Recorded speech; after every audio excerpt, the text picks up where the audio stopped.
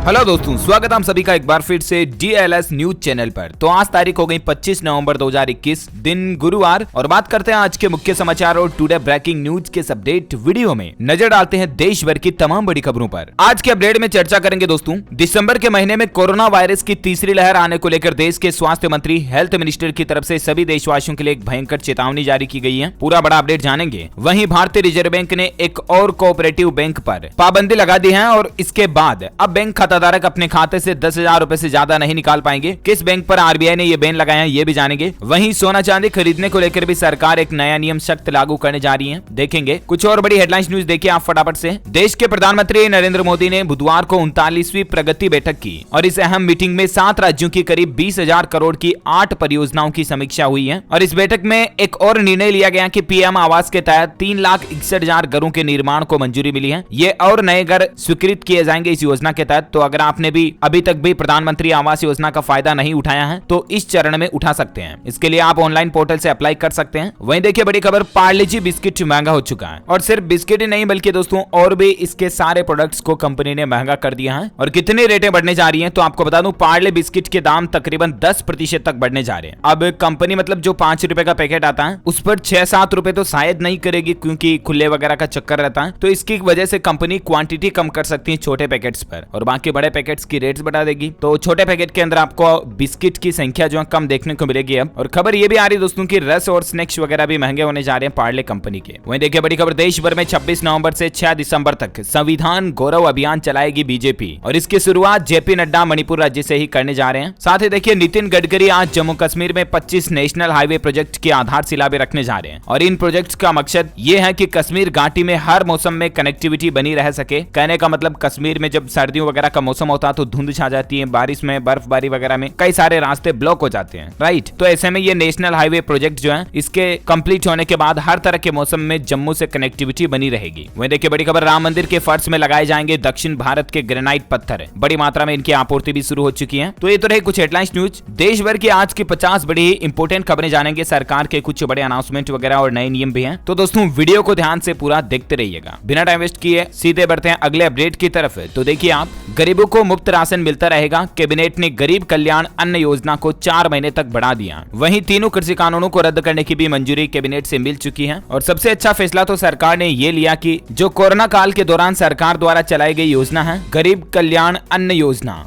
उसकी तारीख को मार्च 2022 तक बढ़ा दिया। यानी कि राशन कार्ड वालों को मार्च 2022 तक 5 किलो अतिरिक्त अनाज फ्री में मिलता रहेगा। 4 महीने तक और इस योजना का लाभ मिल सकेगा। दरअसल कोरोना के दौरान लोगों को राशन वगैरह की समस्या नहीं आई, इसीलिए सरकार ने इस योजना को शुरू किया था। और देश भर में तकरीबन 80 करोड़ से भी ज्यादा राशन कार्ड धारक हर महीना परिवार के प्रति सदस्य 5 किलो ज्यादा अनाज, गेहूं और चावल वगैरह इस योजना के जरिए लेते हैं। और इसका फायदा अब 4 महीने तक और मिलता रहेगा, यानी कि दिसंबर, जनवरी, फरवरी और मार्च 2022 तक। PMGKAY पर सरकार की तरफ से एक बड़ा फैसला लिया है। वहीं देखिए बड़ी खबर, पश्चिम बंगाल की मुख्यमंत्री ममता बनर्जी ने प्रधानमंत्री नरेंद्र मोदी से मुलाकात की और बातचीत हुई कि BSF कानून को वापस लेने की मांग की। वो बोले कि एजेंसी हमारा दुश्मन नहीं है। वहीं मीडिया रिपोर्ट्स आ रही कि ममता बनर्जी से सोनिया गांधी से मुलाकात का भी सवाल किया गया और अब वो 30 नवंबर को मुंबई जाएगी। शरद पवार और उद्धव ठाकरे से भी मुलाकात करेंगी। वहीं बड़ी खबर देखिए दोस्तों, प्रधानमंत्री नरेंद्र मोदी आज एशिया के चौथे सबसे बड़े जेवर एयरपोर्ट की नींव रखने जा रहे हैं। दरअसल दोस्तों उत्तर प्रदेश नोएडा में बनने वाला ये एयरपोर्ट दुनिया का चौथा सबसे बड़ा एयरपोर्ट होगा। और इसके साथ ही दिल्ली देश का पहला ऐसा शहर भी बन जाएगा जहां 70 किलोमीटर तक की रेंज में अब 3 एयरपोर्ट होंगे, क्योंकि ये दिल्ली के नजदीक ही बन रहा है। जेवर एयरपोर्ट से पश्चिमी उत्तर प्रदेश को भी बीजेपी साधेगी और वहीं शिलान्यास पर आज मेगा शो करने की तैयारी भी हो रही है। वहीं जेवर एयरपोर्ट के शिलान्यास की तैयारियों का जायजा उत्तर प्रदेश के मुख्यमंत्री योगी आदित्यनाथ ने भी लिया और उन्होंने कहा कि इससे तकरीबन लोगों को 1 लाख नौकरियां भी मिलेगी। वहीं इंडियन रेलवे की तरफ से एक अपडेट देखिए, खुशखबरी है रेल यात्रियों के लिए, क्योंकि रेलवे ने फिर से कुछ जरूरी सर्विस को शुरू कर दिया जिसका फायदा सभी यात्रियों को मिलेगा। दरअसल रेल यात्रियों का सफर अब पहले से ज्यादा आसान और सुखद होगा, क्योंकि कोरोना काल के दौरान जो कई सारी सर्विस को रेलवे ने बंद कर रखा था तो उनको धीरे धीरे इंडियन रेलवे वापस शुरू करने जा रहा। जैसे कि अब आपको रेल यात्रा करने दौरान वापस पका हुआ भोजन मिलेगा। राजधानी एक्सप्रेस, शताब्दी एक्सप्रेस, दुरंतो, वंदे भारत, तेजस और गतिमान एक्सप्रेस जैसी ट्रेनों में वापस रेलवे केटरिंग की सुविधाएं शुरू करने जा रहा। इंडियन रेलवे की तरफ से यह बड़ा फैसला। अब आपको रेल यात्रा करने दौरान ताजा गर्म खाना मिल पाएगा। वहीं देखिए झारखंड सरकार की तरफ से बड़ी स्कीम शुरू की गई है। बुजुर्ग, दिव्यांग, विधवा और बेसहारा लोगों को हर महीने 1000 रुपए सरकार की तरफ से दिए जाएंगे। दरअसल झारखंड के वित्त मंत्री रामेश्वर उरांव ने यूनिवर्स पेंशन स्कीम के बारे में जानकारी देते हुए बताया कि वरिष्ठ नागरिकों, दिव्यांगों, विधवा और निराश्रितों को हर महीने पेंशन के तौर पर 1000 रुपए दिए जाएंगे। ये झारखंड सरकार की तरफ से वाकई में बहुत अच्छा फैसला लिया गया। वहीं देखिए भारत के लिए अच्छी खबर है, एडीबी भारत को देगा 22 अरब का ऋण। 25 करोड़ भारतीयों को इससे फायदा होगा। दरअसल कोरोना महामारी के बाद वापस देश में हेल्थ सुविधाओं को मजबूत करने के लिए सरकार ने एक समझौते पर हस्ताक्षर किए। प्राथमिक स्वास्थ्य देखभाल सेवाओं की उपलब्धता पर फोकस किया जाएगा। इसका मकसद ये है, भारत सरकार और एशियाई विकास बैंक, एडीबी का मतलब है एशियाई विकास बैंक, इसने 13 राज्यों के शहरी क्षेत्रों में प्राथमिक स्वास्थ्य देखभाल में सुधार के लिए $300 मिलियन यानी कि तकरीबन 22 अरब रुपए के ऋण पर हस्ताक्षर किए हैं, जो कि मतलब भारत के विकास में खर्च होंगे। वहीं देखिए सरकार की तरफ से एक बहुत ही बड़ा और अच्छा फैसला लिया गया कि ड्यूटी पर अगर सीआरपीएफ जवान की जान गई तो परिजनों को मिलेंगे 35 लाख रुपए। सरकार ने इस प्रस्ताव को मंजूरी दे दी है। पहले इसमें नियम था कि परिजनों को 21,50,000 रुपए की मदद दी जाती थी, लेकिन सरकार ने अब इस राशि को बढ़ाकर 35 लाख रुपए कर दिया। यानी कि ड्यूटी के दौरान सीआरपीएफ जवान की अगर जान जाती है, शहीद हो जाता वो, तो 35 लाख रुपए की मदद परिजनों को मिलेगी। वहीं बेटी की शादी में मिलने वाली सहायता राशि में भी बढ़ोतरी कर दी है। बेटी की शादी के लिए पहले 50,000 रुपए की आर्थिक सहायता राशि थी, तो उसको भी बढ़ाकर 1 लाख रुपए कर दिया गया। चलिए अगली बड़ी खबर देखिए, भारत में प्रजनन दर 2.1 से नीचे आई है। देश की जनसंख्या अब लगभग स्थिर है। एनएफएचएस की तरफ से डेटा में इस बात का पता चला है। एनएफएचएस बोले तो नेशनल फैमिली हेल्थ सर्वे, यानी कि राष्ट्रीय परिवार स्वास्थ्य सर्वेक्षण में इस बात का पता चला है कि मतलब अब देश में प्रजनन दर घट रही है। लोग बाग एजुकेशन के तौर पर गर्भ निरोधक का सबसे ज्यादा इस्तेमाल कर रहे हैं, जागृत हो रहे हैं, लोग बाग अवेयर हो रहे हैं, क्योंकि पॉपुलेशन कंट्रोल करना ही देश के लिए बेहतर है। वहीं बड़ी खबर देखिए, सोना खरीदने आए ग्राहकों के साथ ठगी करने वाले दुकानदारों को अब भारी जुर्माना चुकाना होगा। जेल जाने की भी नौबत आ सकती है। दरअसल दोस्तों, देश भर में ग्राहकों को बेहतर सुविधाएं और ताकत देने के लिए सरकार लगातार जरूरी कदम उठा रही है और इसी क्रम में ज्वेलरी खरीदने वालों के लिए सरकार ने बड़ा ऐलान किया है कि अगर ज्वेलरी खरीदने वाले ग्राहक के साथ कोई भी दुकानदार किसी भी तरह की धोखाधड़ी करता है, तो अब देश भर में सोने के गहनों पर भी उपभोक्ता संरक्षण अधिनियम 2019 लागू होगा। और ये कानून लागू होने के बाद किसी भी दुकानदार ने अगर ग्राहक के साथ धोखाधड़ी की, जालसाजी की, तो उस दुकानदार पर लाखों रुपए का तो जुर्माना लगेगा, वहीं 1 साल तक की जेल की सजा भी हो सकती है। तो ये सरकार ने अच्छा फैसला लिया है वाकई में। वही देखिए राजधानी दिल्ली में प्रदूषण वगैरह के चलते काफी दिनों से सरकार ने स्कूल बंद कर रखे थे, तो उनको खोलने का भी आदेश दे दिया कि अब 29 नवंबर से वापस स्कूल, कॉलेज और सरकारी कार्यालय खुल जाएंगे। साथ ही खबर देखिए टेक्नोलॉजी पर अच्छा अपडेट है कि 2 साल बाद भारत में 6G सर्विस पर भी ट्रायल शुरू होने जा रहा है। टेलीकॉम मिनिस्टर बोले कि इस टेक्नोलॉजी पर इंजीनियर्स ने काम शुरू कर दिया और 5G का भी प्लान उन्होंने बताया कि 5G भी देश भर में अब तैयारी में चल रहा है। हालांकि अभी तक भारत में 5G भी आया नहीं है। कई एरिया तो ऐसे भी हैं जहां 4G के नेटवर्क भी सही से नहीं आते हैं, लेकिन इसी बीच 6G टेक्नोलॉजी की तैयारी शुरू होना भी एक अच्छी बात है। सरकार का कहना है कि साल 2023 के अंत तक या 2024 तक 6G भी देश में लॉन्च होने की संभावना है। केंद्रीय संचार मंत्री अश्विनी वैष्णव जी ने ये बताया है। वह देखिए जल्द ही शुरू होगी इंटरनेशनल फ्लाइट्स भी। एविएशन मिनिस्ट्री सेक्रेटरी ने कहा कि इंटरनेशनल फ्लाइट ऑपरेशन दिसंबर के अंत तक नॉर्मल होने की संभावना है। इतने दिन कोरोना वगैरह के चलते ये जो इंटरनेशनल फ्लाइट्स बैन चल रही है ना, इस पर। अच्छा, भारतीय स्टेट बैंक एसबीआई के ग्राहकों के लिए अलर्ट देखिए आप। एसबीआई का कहना है कि डिजिटल ट्रांजैक्शन पर बड़ी घोषणा की है, फ्री में मिलेगी ये सर्विस। दरअसल भारतीय स्टेट बैंक ने basic saving bank deposit account के ग्राहकों को बड़ी राहत दी है। बैंक अब BSBDA डिजिटल ट्रांजैक्शन पर कोई भी चार्ज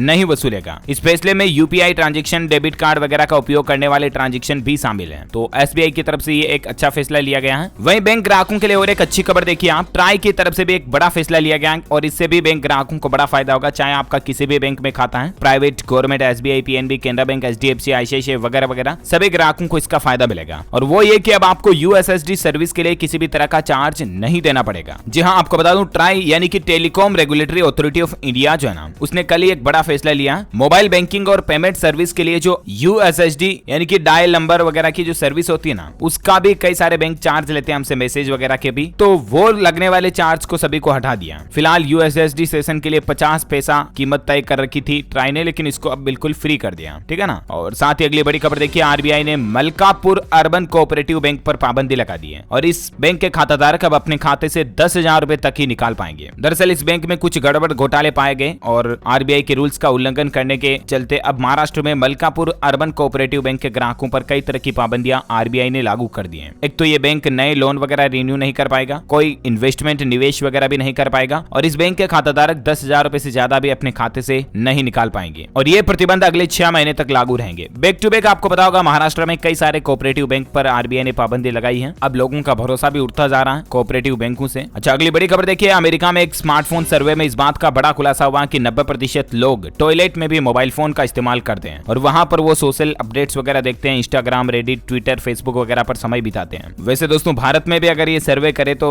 डेटा इससे ऊपर जा सकता है। क्या आप भी दोस्तों टॉयलेट में, बाथरूम में फोन का इस्तेमाल करते हैं? यस अथवा नो मुझे नीचे कमेंट करके जरूर बताइएगा। हाँ, पब्लिकली पूछने पर यह बात थोड़ी अजीब लग सकती है, लेकिन पर्सनली अगर देखा जाए तो कई लोग इस्तेमाल करते हैं रियलिटी में। आपका क्या ख्याल है? Let me know in the comment box. अगली बड़ी खबर देखिए, व्हाट्सएप का इस्तेमाल करने वालों के लिए अपडेट है। व्हाट्सएप में एक नया फीचर आ रहा और इसके तहत अब अगर आप व्हाट्सएप पर हेट स्पीच या गंदे भद्दे मैसेज अगर किसी को भेजोगे कहीं ग्रुप में तो अब आपकी व्हाट्सएप आईडी हमेशा के लिए बैन हो सकती है, ध्यान रखिएगा। अच्छा, वहीं देखिए मुकेश अंबानी जी को पीछे छोड़ गौतम अडानी जो है वो अब एशिया के सबसे अमीर बिजनेसमैन बन चुके हैं। साथ ही इंडियन नेवी के लिए एक अच्छी खबर देखिए, समुद्र में अब हमारी नौसेना की ताकत बढ़ेगी क्योंकि नौसेना के बेड़े में शामिल होने जा रही है एक घातक सबमरीन। देखिए इसकी खासियत क्या होगी, ये एक सबमरीन मिसाइल जैसा सिस्टम है जो कि हमारी इंडियन नेवी को मिलने जा रहा है। ये समुद्र के अंदर 37 किलोमीटर की रफ्तार से चल सकती है और एक बार में 1020 किलोमीटर की दूरी समुद्र के अंदर तय कर सकती है और इस साइलेंट किलर में स्टेल्थ फीचर और एडवांस सोनार सिस्टम वगैरह भी लगाए गए हैं। तो ये नया सिस्टम जो हमारी इंडियन नेवी को मिलने जा रहा है, अच्छी बात है। अच्छा, किसान आंदोलन पर देखिए बड़ी खबर आपकी, दिल्ली बॉर्डर पर अब 26 नवंबर को किसान भाई लोग जीत का जश्न मनाएंगे क्योंकि आखिरकार सरकार ने उनके आंदोलन को स्वीकार करते हुए तीनों कृषि कानूनों को रद्द करने की घोषणा कर दी है और अब तो कैबिनेट से भी ये प्रस्ताव पारित हो चुका है। तो किसान भाई लोग अब अपनी खुशी जाहिर करने के लिए 26 नवंबर को दिल्ली बॉर्डर पर वो अपना जीत का जश्न मनाएंगे और संयुक्त किसान मोर्चा के बुलाने पर हजारों किसान भाई लोग जो वहां इकट्ठे भी होने जा रहे हैं। भले ही दोस्तों तीनों कृषि कानूनों को वापस लेने के प्रस्ताव को सरकार ने मंजूरी भी दे दी और कैबिनेट ने भी इस फैसले पर मुहर लगा दी है, लेकिन अभी भी राकेश टिकैत ने सरकार को एक नया अल्टीमेटम दिया और कहा कि मोदी सरकार के पास सिर्फ 30 दिन का टाइम है। मोदी सरकार से किसान भाई लोग अपनी 6 मांगे पूरी करवाना चाह रहे हैं और किसानों की 6 अहम मांगे क्या क्या है, ये पॉइंट आप स्क्रीन पर लिस्ट भी देख सकते हैं। कुल मिलाकर के किसान भाई लोग चाहते हैं कि सरकार उनको एमएसपी वगैरह पर फसल की अच्छी कीमत का लिखित में गारंटी दे। इसके अलावा बिजली और पानी जैसी समस्याओं का भी समाधान करे जो किसान भाई लोगों के लिए खेती में जरूरत पड़ती है। बाकी किसानों के नेता राकेश टिकैत ने कहा कि 26 जनवरी तक हमारा आंदोलन चालू रहेगा अगर सरकार उनकी 6 डिमांड्स को पूरा नहीं करती है तो। वहीं देखिए अखिलेश यादव ने भी चुनावी दांव खेला है बड़ा। उनका कहना है कि अगर वो सत्ता में आता है तो किसान आंदोलन के दौरान जो शहीद हुए परिवार उनको 25-25 लाख रुपए दिए जाएंगे। वहीं किसानों पर और एक अपडेट देखिए, आपके किसानों के धरना समाप्त करने के पक्ष में उतरे खाप चौधरी। वो बोले कि खेतों में जाकर फसलें देखे किसान भाई लोग, क्योंकि अब तो वैसे भी सरकार उनकी डिमांड मांग चुकी है, कहने का मतलब मान चुकी है, तो अब किसान भाई लोगों को वापस अपनी खेती बाड़ी पर ध्यान देना चाहिए, ये उनका कहना है। अच्छा, खेल समाचार पर अपडेट देखिए, 6 दिग्गजों के बिना नंबर 1 से भिड़ंत होने जा रही है। भारत और न्यूजीलैंड के बीच पहला टेस्ट मैच आज से कानपुर में शुरू होने जा रहा। 3 स्पिनर्स के साथ टीम इंडिया मैदान पर उतरेगी। इस क्रिकेट मैच के लाइव स्कोर अपडेट्स वगैरह हाइलाइट्स भी मैं आपको डीएलएस न्यूज के ऊपर बता दूंगा। वहीं देखिए राजस्थान हाईकोर्ट ने एक बड़ा फैसला सुनाया है कि घरेलू हिंसा पीड़ित विदेशी नागरिक भी भारत में शिकायत दर्ज करा सकता है, यानी कि चाहे वो विदेश का ही क्यों ना हो, अगर वो भारत में रह रहा और किसी तरह की घरेलू हिंसा से पीड़ित है तो वो भारत की कोर्ट में भी अपना मुकदमा दर्ज करा सकता है। यह हाईकोर्ट की तरफ से एक बड़ा फैसला दिया गया। राजस्थान में इंटरनेट बंद होने को लेकर सरकार ने एक नया फैसला और आदेश निकाला कि अब इंटरनेट बंद करने से पहले जनता को सूचना देनी होगी, यानी कि आम जन को पहले ये इन्फॉर्म करना होगा। हाल ही में आपको पता होगा बैक टू बैक राजस्थान में एग्जाम्स यानी कि परीक्षाओं के चलते लगातार कई बार इंटरनेट बंद किया गया, राइट। और अब ऐसे में पब्लिक की तरफ से इससे शिकायतें मिल रही है कि इंटरनेट बंद जो अचानक कर देती है सरकार, मतलब प्रशासन वगैरह सूचना पहले नहीं देता। तो अब इस संबंध में संभागीय आयुक्त को यह निर्देश दे दिए हैं कि इस तरह की शक्तियों का प्रयोग करने से पहले जनता को सूचित किया जाना चाहिए और वेबसाइट पर एक ऑर्डर यानी कि निर्देश भी अपलोड किया जाएगा अब सार्वजनिक रूप से जब भी इंटरनेट बंद होगा तो, है ना। और बाकी राजस्थान में 4 जिलों के पंचायत चुनाव की तारीखों की घोषणा भी हो चुकी है। 3 चरणों में मतदान होगा। पहले चरण का चुनाव 12 दिसंबर को होगा, दूसरे चरण का चुनाव 15 दिसंबर, तीसरे चरण का चुनाव 18 दिसंबर को होगा और वहीं चारों जिलों में मतगणना 21 दिसंबर सुबह 9 बजे होगी। वहीं देखिए मध्य प्रदेश में कोरोना के बाद पहली बार भाजपा प्रदेश कार्य समिति की ऑफलाइन बैठक 26 नवंबर को करने जा रही है, क्योंकि इतने दिन कोरोना वगैरह की वजह से बैठकें ज्यादातर ऑनलाइन ही हो रही थी, राइट। साथ ही खबर देखिए, देश भर के एयरपोर्ट पर तैनात होंगे सीआईएसएफ के 3000 अतिरिक्त जवान। नागरिक उड्डयन मंत्रालय ने इस तरह की मांग की है ताकि एयरपोर्ट वगैरह पर जो कई बार आतंकी घटनाएं वगैरह देखी जाती है उन पर भी लगाम लगाया जा सके और कई सारे लुच्चे उठाई गिरे बदमाश वगैरह जो है वो एयरपोर्ट पर नागरिकों के साथ लूटमार करते हैं, उनसे भी बचाया जा सके। अच्छा, आंध्र प्रदेश राज्य में देखिए सरकार ने एक नया नियम लागू कर दिया है। अब सिनेमा हॉल नहीं बेच सकेंगे मूवी के टिकट, सरकारी कंपनियों से ही ऑनलाइन बुकिंग होगी। जी जी हाँ, देश में पहली बार किसी राज्य ने इस तरह का सख्त और बड़ा निर्णय लिया है। सूचना और जनसंपर्क मंत्री वेंकटरमैया ने मुख्यमंत्री वाईएस जगनमोहन रेड्डी की ओर से कानून पेश करते हुए विधानसभा को बताया कि सरकार ने भारतीय रेलवे की ऑनलाइन टिकट सिस्टम के जैसे ही अब एक ऑनलाइन मूवी बुकिंग सिस्टम भी शुरू करने का फैसला किया है। और अब ये सिस्टम शुरू हो जाने के बाद सिनेमा हॉल से आप मूवी टिकट नहीं ले पाएंगे, बल्कि गवर्नमेंट के पोर्टल से आपको खरीदना पड़ेगा। अच्छा, खबरों का सिलसिला जारी रहेगा। कुछ और इंपोर्टेंट न्यूज अपडेट आपको बताना अभी बाकी है, कहीं जाइएगा मत। फिलहाल वक्त हो चुका दोस्तों आज के ताजा मौसम समाचार जानने का। देखिए बड़ी खबर, दक्षिण भारत के कई हिस्सों में अगले 5 दिन तक भारी बारिश की संभावना है। पूर्वी और मध्य भारत में 2 से 4 डिग्री सेल्सियस तक तापमान भी गिर सकता है। जी हाँ, मौसम विभाग ने कई राज्यों के लिए अगले 4-5 दिन बारिश का अलर्ट यानी कि चेतावनी जारी की है। मौसम विभाग का कहना है कि 24 और 25 नवंबर को दक्षिण पश्चिम बंगाल की खाड़ी में जो एक चक्रवात वगैरह बन रहा है और इसके चलते आज 25 नवंबर 24 घंटों के दौरान कई राज्यों में बारिश हो सकती है। किन किन राज्यों में मैं आपको पूरी लिस्ट आगे बताऊंगा। फिलहाल देखिए आप बड़ी खबर की आंध्र प्रदेश राज्य में बाढ़ के चलते कई जिलों को भारी नुकसान हुआ। मुख्यमंत्री जगनमोहन रेड्डी ने केंद्र सरकार से 1000 करोड़ रुपए की अंतरिम राहत देने की अपील भी की है। और अब देखते हैं कि राज्य सरकार की इस अपील पर केंद्र सरकार की तरफ से क्या निर्णय आता, मैं आपको बता दूंगा। वहीं आज 25 नवंबर को आंध्र प्रदेश, तमिलनाडु वगैरह में भी बारिश के आसार हैं। कश्मीर में शीतलहर चलने की भी चेतावनी है। इस बार मौसम वैज्ञानिकों ने यह भी अलर्ट जारी किया कि देश में बाढ़ और सूखे की घटनाएं बढ़ेगी। चक्रवात जैसे आपदाओं में भी बढ़ोतरी देखने को मिलेगी। तूफान वगैरह की घटनाएं भी इस साल ज्यादा देखने को मिलेगी, मतलब नेक्स्ट ईयर 2022 के लिए, है ना। देखिए गुजरात, सूरत में भी दिल्ली जैसे हालात चल रहे हैं। 200 मीटर दूर देखना भी मुश्किल हो रहा है, मतलब इतना ज्यादा कोहरा छा रहा है, बिल्कुल घने अंधेरे जैसा हो रहा दिन में भी माहौल। और ऐसे हालातों के कारण 3 तो फ्लाइट्स भी लैंड नहीं कर पाई। कई उड़ानें घंटों देरी से रवाना हुई। मौसम इतना खराब चल रहा है। वैसे आज 25 नवंबर 2021 का मौसम पूर्वानुमान संपूर्ण भारत का आखिर क्या कहता है, तो आपको बता दूं स्काईमेट वेदर की रिपोर्ट के मुताबिक अगले 24 घंटों के दौरान अंडमान निकोबार द्वीप समूह, तमिलनाडु और केरल के कुछ हिस्सों में हल्की मध्यम बारिश हो सकती है। वहीं तमिलनाडु के अलावा कर्नाटक, तटीय आंध्र प्रदेश, लक्षद्वीप, कोंकण, गोवा, दक्षिण मध्य महाराष्ट्र के भी अलग अलग हिस्सों में हल्की मध्यम बारिश की संभावना है। वहीं तेलंगाना, तटीय उड़ीसा, असम, अरुणाचल प्रदेश, सिक्किम, गिलगित बाल्टिस्तान, मुजफ्फराबाद और लद्दाख के भी अलग अलग हिस्सों में बारिश हो सकती है। ओके, तो ये तो रहा आज का वेदर न्यूज अलर्ट। वहीं देखिए दोस्तों, देश भर में पेट्रोल डीजल भी सस्ता हो सकता है। कीमतों में भारी गिरावट की उम्मीद है, क्योंकि जैसा कि मैंने आपको कल ही अपडेट बताया था ना कि सरकार कुछ इमरजेंसी वाला जो क्रूड ऑयल स्टॉक पड़ा हुआ है उसको रिलीज करेगी। और एक ऐसा ही फैसला अमेरिका ने भी लिया। देखिए भारत के बाद अब अमेरिका भी रिजर्व से निकालेगा 5 करोड़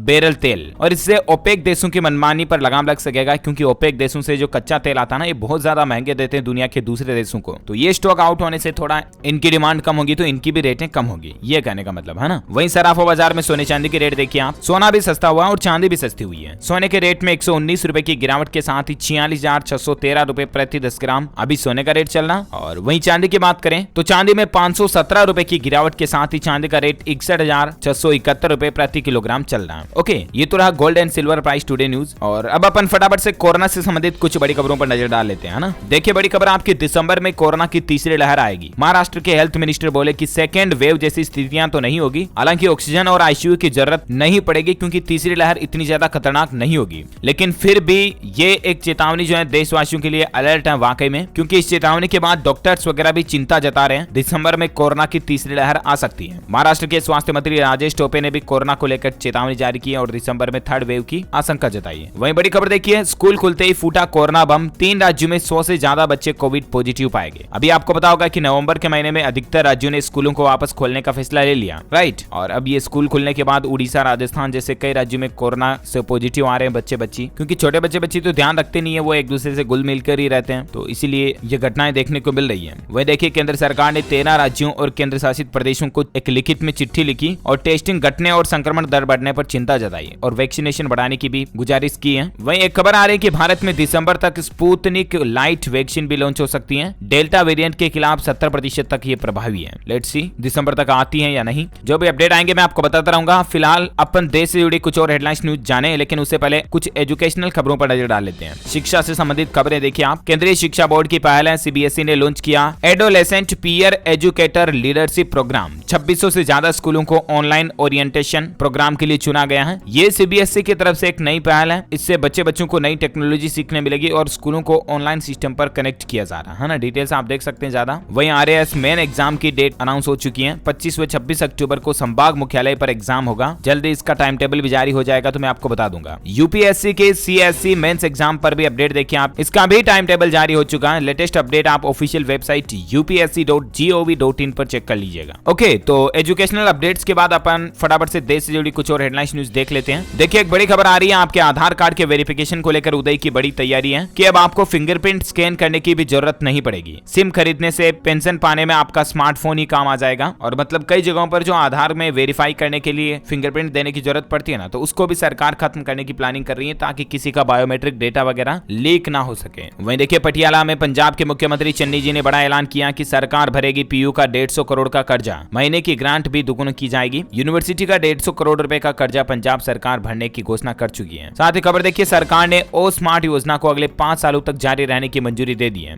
दरअसल केंद्रीय मंत्रिमंडल ने वायुमंडल और जलवायु अनुसंधान मॉडलिंग प्रेक्षण प्रणाली एवं सेवाओं की समग्र योजनाओं को 14वें वित्त आयोग से लेकर अगले वित्त आयोग के चक्र 2021 से लेकर 2026 तक जारी रखने की मंजूरी दे दी है। एक्रोस और इसकी 8 उप परियोजनाओं पर 5 सालों के अगले वित्तीय चक्र के लिए 2135 करोड़ रुपए की भी अनुमानित लागत आएगी। डिटेल्स आप देख सकते हैं ज्यादा। वहीं देखिए उत्तर प्रदेश विधानसभा चुनाव 2022 से पहले कांग्रेस व बसपा को बड़ा झटका लगा है। दरअसल 2 एमएलए अब भाजपा में शामिल हो चुके हैं। एक तो एमएलए अदिति सिंह और एक वंदना सिंह, ये दोनों ही भाजपा में शामिल हो चुकी हैं। वहीं देखिए बड़ी खबर, 26 नवंबर को संविधान दिवस के मौके पर केंद्र सरकार ऑनलाइन क्विज का आयोजन कराने जा रही है। इसका आयोजन हिंदी इंग्लिश दोनों में होगा और इसका टाइटल विषय जो रहेगा वो रहेगा संवैधानिक लोकतंत्र, यानी कि इंडियन कॉन्स्टिट्यूशन। आप भी चाहें तो सरकार के पोर्टल के जरिए इस क्विज में हिस्सा ले पाएंगे। एक अच्छी खबर देखिए, इलेक्ट्रिक गाड़ियां और भी ज्यादा सस्ती होगी क्योंकि एक्सप्रेस वे पर सरकार जल्द ही 6000 चार्जिंग स्टेशन इंस्टॉल करने की प्लानिंग भी कर रही है। वहीं देखिए सैमसंग कंपनी का कहना है कि अगले साल भारत में 1000 युवा इंजीनियरों की भर्ती करने की भी योजना बना रही है कंपनी। अच्छा वहीं देखिए दोस्तों, हिमाचल प्रदेश मंडी में देर रात भूकंप के झटके महसूस किए गए। इससे लोग बाग दहशत में आ गए। हालांकि गनीमत रही कि जानमाल का नुकसान नहीं हुआ। वहीं छत्तीसगढ़ राज्य में भी चुनाव की तारीखों की घोषणा हो चुकी है। 20 दिसंबर को वोटिंग होगी। निकाय चुनाव के लिए 27 नवंबर से नामांकन शुरू होने जा रहे हैं और 23 दिसंबर को विजेताओं की घोषणा भी हो जाएगी, यानी कि काउंटिंग भी हो जाएगी। साथ ही खबर देखिए, धरती को बचाने के लिए नासा ने लॉन्च किया डार्ट मिशन। मिसाइल से उल्कापिंड का रास्ता मोड़ेगा।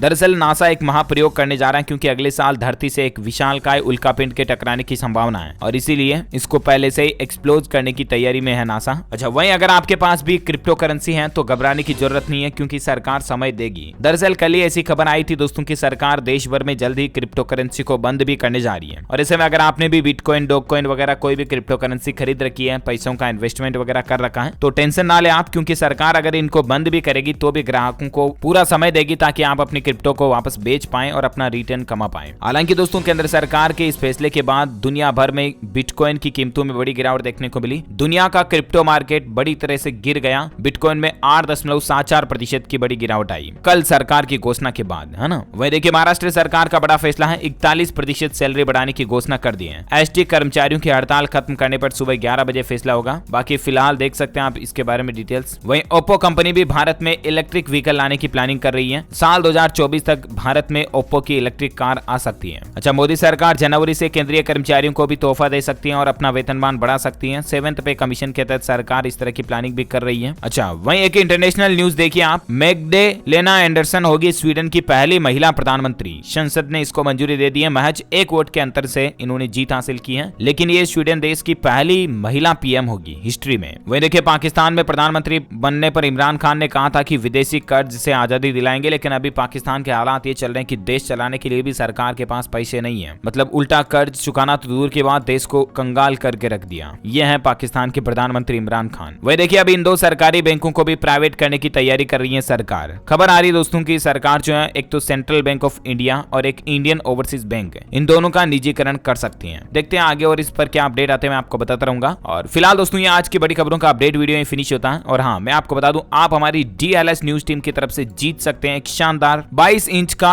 LED टीवी आपको जीतने का मौका मिलेगा। इसके लिए आपको लिखना इस सवाल का जवाब इस वीडियो के नीचे कमेंट में कि दोस्तों भारत की सबसे पवित्र नदी किसको माना जाता है। उस नदी का नाम नीचे कमेंट बॉक्स में लिखिए। जो लोग इसका सही जवाब इस वीडियो के नीचे कमेंट में देंगे ना, वो रैंडमली सेलेक्ट होने पर आप जीत सकते हैं 22 इंच का LED टीवी आपको जीतने का मौका मिलेगा। और इसके साथ ही अगर आपको वीडियो अच्छा लगा तो इसे लाइक भी करना, शेयर भी करना अपने दोस्तों के साथ फेसबुक और व्हाट्सएप पर। और हाँ आप हमारे चैनल DLS न्यूज को सब्सक्राइब करके बेल आइकॉन भी जरूर दबा देना ताकि आपको रोजाना के ताजा अपडेट्स और काम की खबरें तुरंत आपके मोबाइल पर मिलती रहेगी। Thank you, take care, good bye, जय हिंद, जय भारत, वंदे मातरम।